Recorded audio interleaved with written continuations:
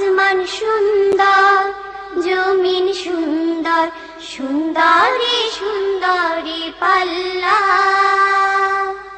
জানি না কত সুন্দর তুমি আল্লাহ। আসসালামু আলাইকুম রহমতুল্লাহি ওয়াবারাকাতুহু। প্রিয় ভাই বোনেরা, ফিরে আসলাম আমরা আবার আমাদের প্রিয় অনুষ্ঠান জীবন জিজ্ঞাসায় দ্বিতীয় সেগমেন্টকে সাথে করে। আশা করছি আপনারা আমাদের সাথেই আছেন। এক বোনের প্রশ্ন দিয়ে শুরু করছি দ্বিতীয় সেগমেন্ট। এক বোন প্রশ্ন করেছেন, উনি এক আত্মীয়ের বাসায় বেড়াতে গিয়েছেন অথবা ওখানে থাকছেন। উনি জানেন যে আত্মীয় হালাল ইনকাম করছে না। তো উনি যেটা বলেছেন যে ইবাদত করার পূর্ব শর্ত হচ্ছে হালাল ইনকাম থেকে খাওয়া বা জীবিকা নির্বাহ করা। তো এখন আত্মীয়ের বাসায় যেহেতু হালাল ইনকাম নেই, এখন উনি যে খাচ্ছেন বা থাকছেন, এখন ওনার এখানে দায় কতটুকু বা ওনার ইবাদতে এটার ইফেক্ট কি? এখানে দুইটা বিষয়। আত্মীয়তা বজায় রাখা, আত্মীয়ের সাথে সম্পর্ক রাখা একটি গুরুত্বপূর্ণ ইবাদত এবং আল্লাহর নির্দেশ। দ্বিতীয় হলো হালাল খাবার গ্রহণ করা, এটা হচ্ছে দ্বিতীয় নির্দেশ। তাহলে দুটি আল্লাহর নির্দেশ আমাদের কাছে আছে এখানে। এক নম্বর হলো আত্মীয়ের সাথে আত্মীয়তা বজায় রাখা, যেটাকে আরহাম বলা হয়। আল্লাহ তাআলা ওয়াল আরহাম, আত্মীয়তা বজায় রাখার কথা বলেছেন। এবং যারা আত্মীয়তা নষ্ট করে তাদের ব্যাপারে আল্লাহ সতর্ক করেছে, ওয়াতাকাত্তাউ আরহামাকুম। কাজেই এবং আল্লাহ নবীও সতর্ক করেছেন আত্মীয়তার বিচ্ছেদ যারা করে কিয়ামতের ময়দানে আল্লাহ তাদের সাথে সম্পর্ককে বিচ্ছেদ করবেন। সেই সূত্রে আত্মীয়ের বাসায় যাওয়া আসা করা, তাদের খোঁজ খবর নেওয়া, তাদেরকে সহযোগিতা করা, তাদেরকে ভালো উপদেশ দেয়া, এগুলো সব কিছুই কিন্তু আত্মীয়তা বজায় রাখার অন্তর্ভুক্ত। এই জন্য আপনি আত্মীয়ের বাসায় যাবেন, এটাও আল্লাহর একটি নির্দেশ। তবে আপনি যদি শিওরলি জানেন যে তিনি হালাল ইনকাম করে না, তখন আপনার দ্বিতীয় আরেকটি দায়িত্ব থাকে যে আপনি তাকে বুঝানো, দাওয়াত দেওয়া, ডাইরেক্ট ইনডাইরেক্ট, প্রত্যক্ষ পরোক্ষভাবে তাকে বোঝানোর চেষ্টা করা।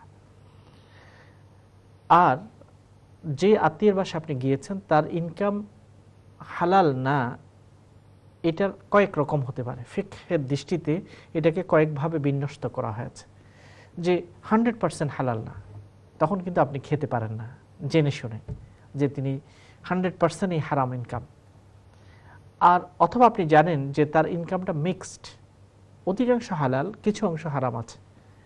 তখন আপনি যেহেতু তার আত্মীয়তা বজায় রাখার জন্য সেখানে গিয়েছেন, তিনি খাবার পেশ করছেন, খেতে হচ্ছে, তখন আপনি খাবেন এবং এই নিয়তে খাবেন যে তার হালাল যে অংশটুকু ইনকাম, ওখান থেকে হি আল্লাহ খাচ্ছি এবং তার জন্য আমি দোয়া করছি তার পরিপূর্ণ ইনকামকে কিন্তু তুমি হালাল করে দাও।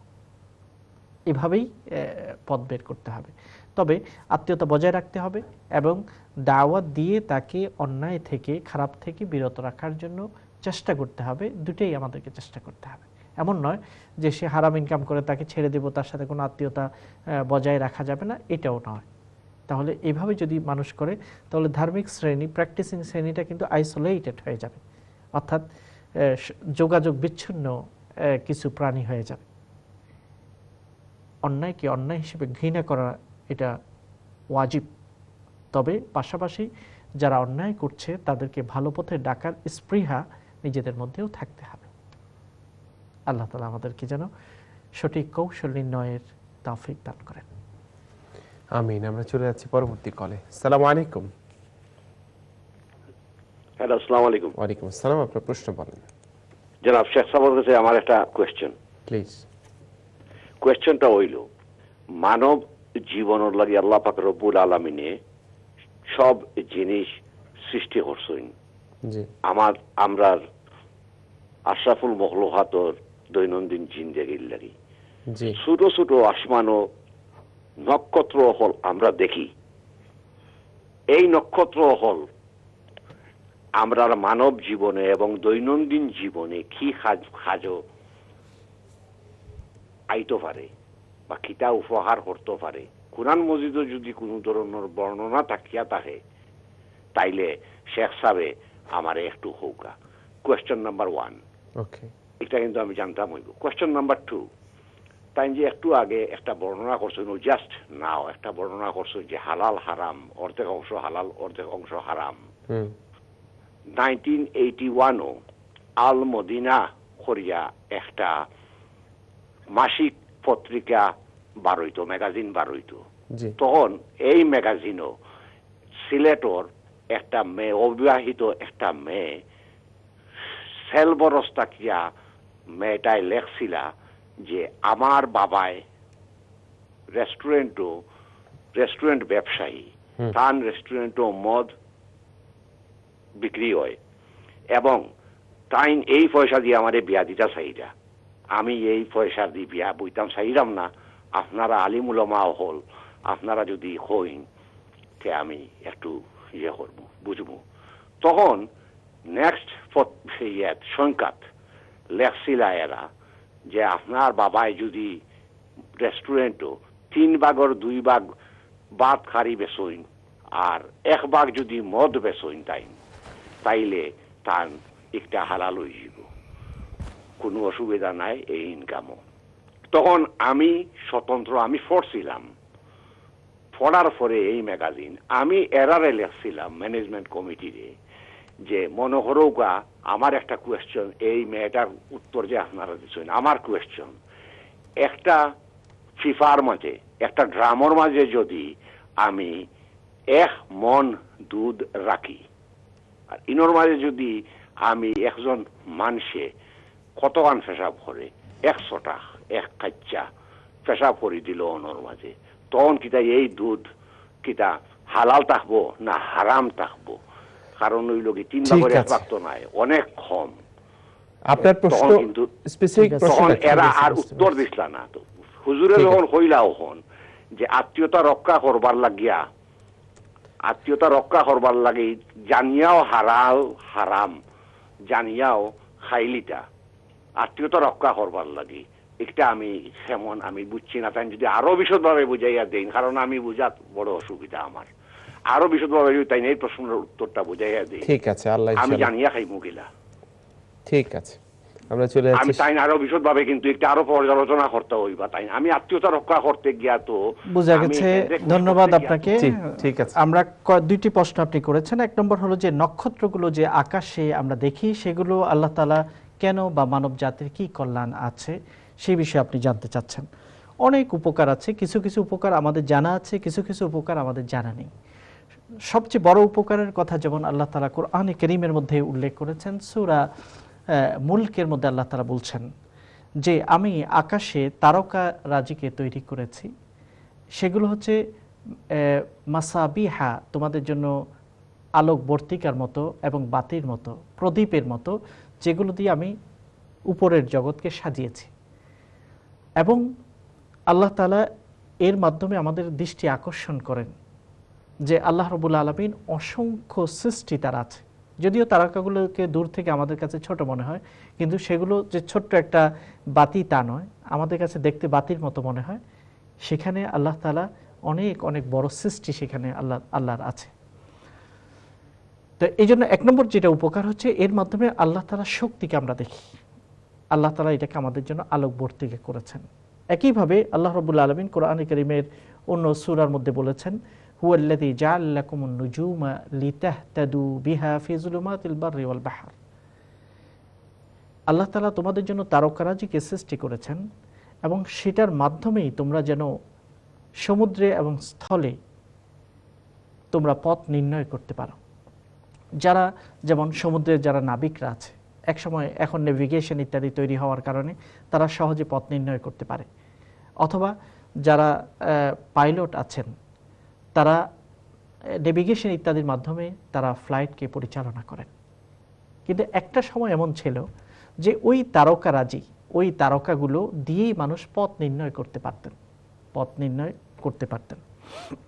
কাজেই আল্লাহ তাআলা এখানে সুস্পষ্ট উপকারের কথা আমাদেরকে বর্ণনা করে দিয়েছে যে এই তারকারাজি দিয়ে মানুষ তাদের পথকে নির্ণয় করতে পারে। যারা বিশেষজ্ঞ এইসব ব্যাপারে এবং এখনও যারা সায়েন্টিস্ট আছেন, তারা বিভিন্ন তারকারাজির উপকারগুলো, তার প্রভাবগুলো পৃথিবীর উপর, মানুষের উপর, তারা সেগুলোকে পর্যালোচনা করছেন এবং সেটা সাধারণ মানুষকে তারা অবহিত করছেন। কাজে অবশ্যই সেখানে উপকার আছে।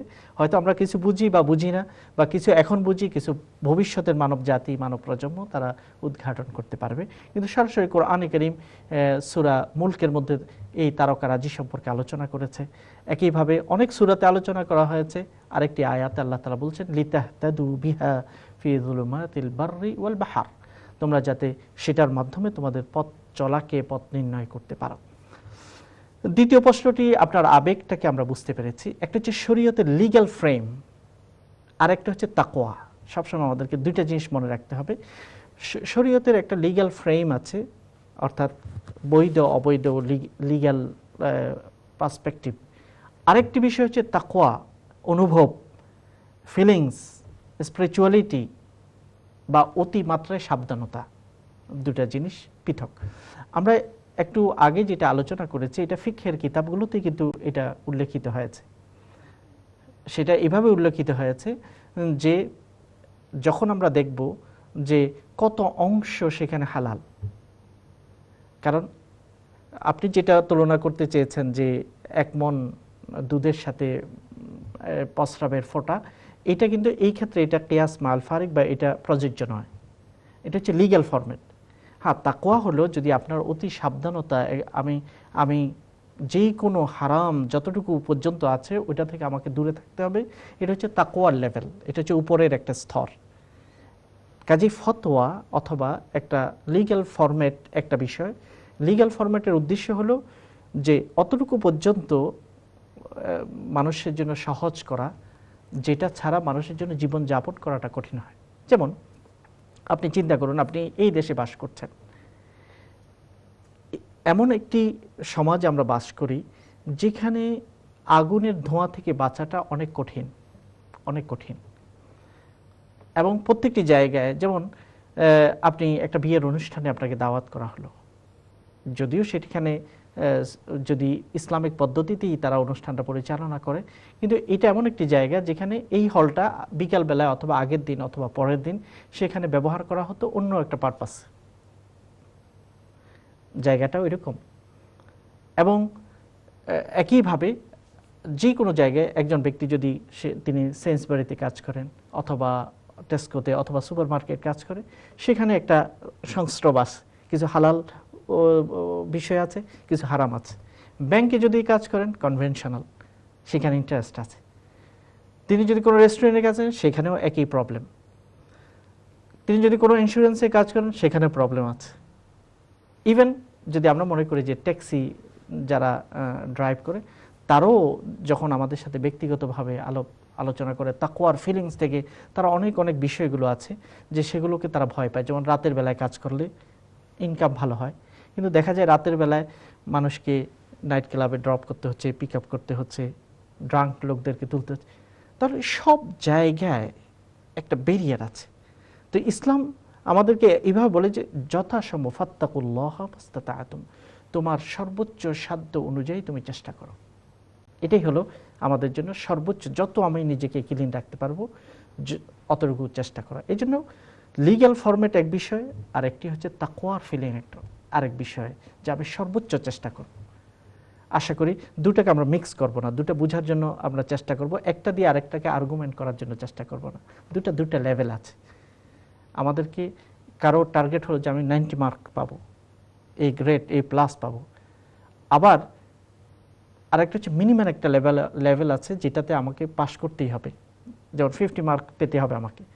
কাজেই একটা টার্গেট হলো 50-র উপরে পাওয়া, এটা পাস মার্ক, কিন্তু এটা এক্সেলেন্ট মার্ক নয়। এই জন্য যে এক্সেলেন্ট পেতে হবে তাকে ওইরকম প্রচেষ্টা চালাতে হবে। আশা করি এই বিষয়টাকে আপনি ওভাবে দেখবেন। ধন্যবাদ আপনার ফিলিংসের জন্য। আল্লাহ তাআলা যেন আপনাকে এবং আমাদের সবাইকে সর্বোচ্চ পর্যায়ে তাকওয়া অর্জন করার তৌফিক দান করেন। আমিন সুম্মা আমিন।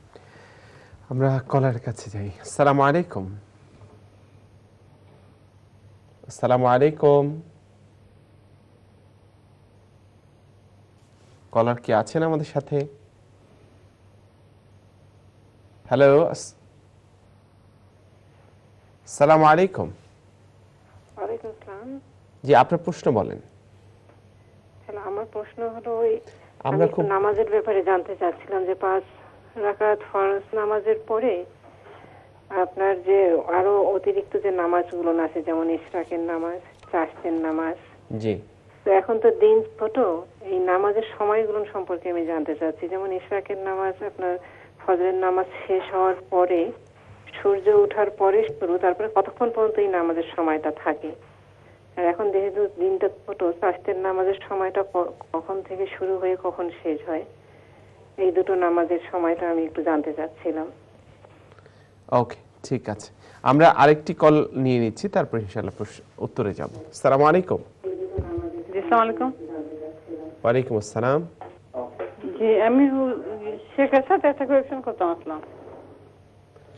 জি, শেখ শুনতে পাচ্ছেন, আপনি প্রশ্ন করেন। জি, আমি আমার ছেলেটাকে মাদ্রাসাতে দিছি পড়তে। জি জি, ও খুব কান্নাকাটি করতেছে। তাই জন্য কোনো দোয়া আছে নিজে ওকে আল্লাহ শান্তি করার জন্য? ঠিক ওকে, আছে। ঠিক আছে। আর আপনি কোরআন শরীফে কত পারা এবং কোন সূরার মধ্যে আছে একটু বলে দিবেন, তা আরো যারা মারা আছে ওরাও শুনতে পারবে। আচ্ছা, ঠিক আছে। Okay, thank আমরা you. মনে হয় না কোনো উত্তর দিতে পারবো এই সেগমেন্টে। আমরা পরবর্তী সেগমেন্টে যাব। আরেকজন কলার আছেন, ওনার প্রশ্নটা নিয়ে আমরা সম্ভবত ফোর্থ সেগমেন্টে আমরা উত্তরগুলো দিতে পারবো। আসসালামু আলাইকুম। আসসালামু আলাইকুম। ওয়ালাইকুম আসসালাম। আমার একটা কোশ্চেন আসছিল যে জি, এটা বলেন। কোরআন পড়া সম্বন্ধে, যে জি। কোনটা বেশি ইম্পর্টেন্ট, আরবিতে কোরআন পড়া নাকি বুঝে বাংলা অথবা ইংরেজি যেটা হোক বুঝে কোরআন পড়া? কারণ আমরা ছোটবেলা থেকে আমাদের বাবা মা আমাদেরকে পড়িয়েছে যে আমরা আরবিতে পড়েছি, কিন্তু ঠিক আসলে আছে। আমরা কোনো মিনিংই বুঝিনি। জি জি আমি এখনো বড় হয়ে গেছি, মোস্ট অফ দা কোরআনে আমার কাছে আননোন, যদিও এখন আমরা বাংলায় পড়ে বুঝি, বাট আমরা আমাদের ছেলে মেয়েদেরকে শিক্ষা দেওয়ার ক্ষেত্রে জি। কোনটা ইম্পর্টেন্ট বেশি, যে তাদেরকে Very শুধু good আরবিতেই question. পড়াবো নাকি ঠিক আছে। সাথে অর্থটাও তাদেরকে পড়ানোটা ইম্পর্টেন্ট, নাকি মোর ইম্পর্টেন্ট কোনটা? ওকে ভাই, জাযাকুমুল্লাহ। প্রিয় ভাই বোনেরা, যাচ্ছি ছোট্ট আরেকটি বিজ্ঞাপন বিরতিতে, ফিরে আসবো ইনশাআল্লাহ তৃতীয় সেগমেন্টকে সাথে করে। আশা করছি আপনারা আমাদের সাথে থাকবেন। আসসালামু আলাইকুম ওয়া রাহমাতুল্লাহি ওয়া বারাকাতুহু। আসমান সুন্দর, জমিন সুন্দর, সুন্দরী সুন্দরী পাল্লা। জানি না কত সুন্দর তুমি আল্লাহ।